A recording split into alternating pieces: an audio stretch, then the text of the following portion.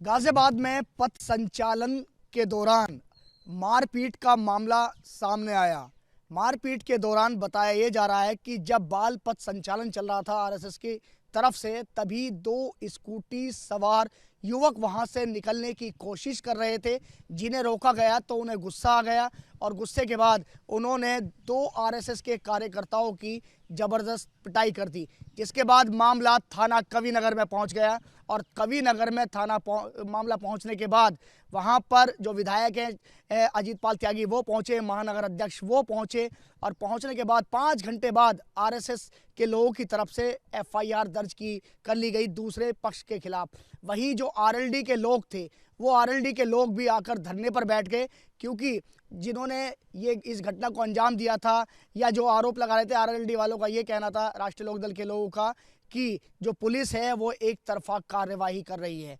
BJP के लोग थाने से चले गए, लेकिन बाद में देर रात बीजेपी के लोगों के खिलाफ भी एफआईआर दर्ज हो गई, जिसमें कि बीजेपी के क्षेत्रीय उपाध्यक्ष मयंक गोयल हैं, उनके खिलाफ भी गंभीर धाराओं में एफआईआर दर्ज कर ली। इस बात से बीजेपी के जो लोग हैं वो काफ़ी खफा हैं, काफ़ी गुस्से में हैं। पुलिस प्रशासन के खिलाफ उनका गुस्सा इस समय फूट रहा है। बात करने के लिए हमारे साथ बीजेपी के विधायक लोनी से नंद किशोर गुर्जर हैं। विधायक जी, क्या कहेंगे इस पूरे प्रकरण पर आप? देखिए, ये बहुत दुर्भाग्यपूर्ण है। पुलिस ने जो जिस तरह से अपना कायरता पूर्ण जो परिचय दिया है, जो कृत्य पुलिस का है, ये बहुत क्षमा करने लायक नहीं है। क्योंकि जब पथ संचलन में वहाँ से 1 मिनट उन्होंने कहा था कि 1 मिनट में हम निकल जाते हैं, उसके बावजूद बुरी तरह मारा गया, कान के पर्दे तक फाड़ दिए गए। और वो एफआईआर भी विधायक को जाने की जरूरत क्यों पड़ी, क्यों महानगर अध्यक्ष गए उसके बाद दर्ज की जाती है। फिर थाने का घेराव, अपराधी के जो पक्ष के लोग थे, कोई आरएलडी का कार्यकर्ता है, किसी समाजवादी का है, भाजपा का कोई कार्यकर्ता अपराधी नहीं हो सकता। अपराधी अपराधी है। उनके लोग अगर पहुंच के, मान लिया किसी ने हत्या कर दी और हत्या करने के बाद जिनकी हत्या हुई उनके खिलाफ जाकर के लोग वहाँ घेराव करेंगे, तो क्या मर्डर जो करने वाला उसको छोड़ दिया जाएगा, क्रॉस केस कर दिया जाएगा? ये उसी तरह की घटना है। मयंक गोयल वहाँ थे नहीं, और भी कई कार्यकर्ता भी जो बीजेपी के, उनके खिलाफ भी मुकदमा दर्ज किया गया 307 का। मयंक गोयल माननीय राष्ट्रीय अध्यक्ष जी के कार्यक्रम में थे, आप सबको मालूम है। तो पुलिस जिस तरह से तानाशाही कर रही है, गाजियाबाद में जैसे ही कमिश्नरेट बनी है उसके बाद पुलिस ने समझ लिया है कि गरीब आदमी जो है, जो आम आदमी है, उसकी कोई जीवन नहीं है। जब आरएसएस के जो स्वयंसेवक हैं, जो समाज के लिए दिन रात काम करते हैं, उनके ऊपर उल्टा 307 का मुकदमा दर्ज कर दिया, जिनका कोई गलती नहीं है। कितनी बुरी तरह मारा गया, सारे वीडियोज वायरल हो रहे हैं। उसके बाद मयंक गोयल थे नहीं केवल थाने पे, वो बाद में पहुंचे हैं।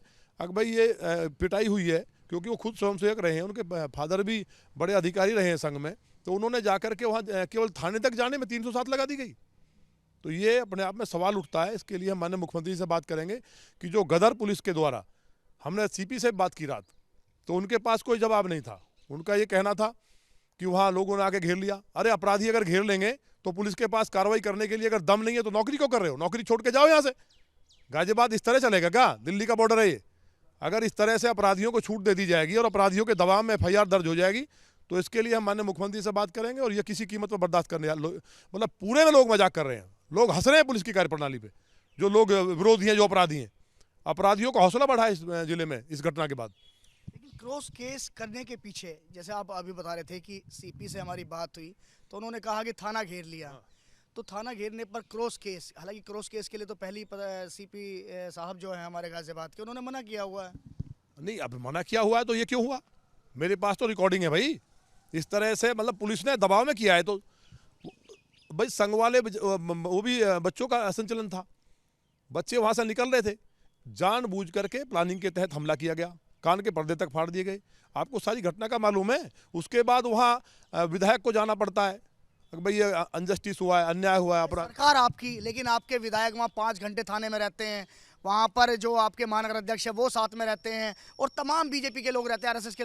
आपकी सरकार, आपका सब कुछ, आपका प्रशासन, आपका शासन, उसके बावजूद भी आप लोगों की सुनवाई नहीं। देखिए, कई बार जो है, जो विचारधारा के जो अधिकारी हैं, कहीं ना कहीं वो उससे ग्रसित जो मानसिकता के सपा और बसपा के एजेंट के जो अधिकारी हैं, धीरे धीरे तो दिमाग ठीक होगा, एकदम तो सुधर नहीं जाएंगे।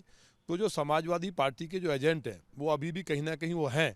तो वो लोग जब यहाँ इस तरह के यहाँ बैठे हुए हैं तो उनके लिए मैं तो खुद ही कह रहा हूँ, कि विधायक जी का जाना दुर्भाग्यपूर्ण है। महानगर राष्ट्रीय लोक दल के जो लोग धरने पर बैठे थे उनका भी ये कहना था कि भाई हमारी तरफ से नहीं लिख रही है, हमारी इन्होंने ही पिटाई करी है, हमारी करी है पिटाई। उनका ये कहना था कि एक पक्षीय कार्रवाई हो रही है।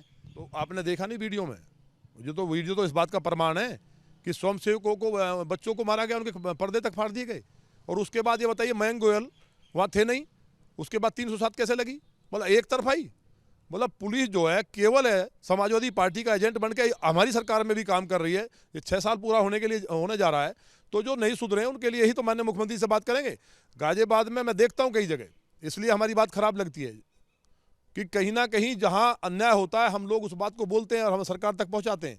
लेकिन अधिकारियों ने, क्योंकि गाजियाबाद में अधिकारी तय करके आते हैं कि गाजियाबाद शहर ऐसा है, नोएडा गाजियाबाद, कि वहां जाएंगे तो 2 4 6 महीने रहें तो लूट करके और पैसा इकट्ठा करें और उसको विदेश भेज दें। ये परंपरा जो है ये सब बहुत खराब है। और गाजियाबाद जिले के अंदर क्या बताएं आपको हम, क्या हालात है। देखिए बिल्कुल, ये विधायक नंद किशोर गुर्जर हैं जिनका साफ तौर पे ये कहना है कि गाजियाबाद के बारे में क्या बताएं आपको। तो इससे साफ तौर पे देखा जा सकता है कि जो गाजियाबाद के जो अधिकारी हैं, जो कमिश्नर हैं, वो बिल्कुल भी किसी की नहीं सुन रहे। इनका साफ तौर पे ये भी कहना है कि कमिश्नरेट प्रणाली लगाई थी सुधार के लिए, लेकिन जो अधिकारी हैं वो अपनी मनमानी कर रहे हैं।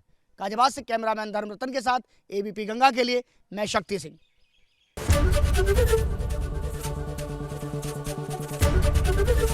एबीपी गंगा, खबर आपकी, जुबान आपकी।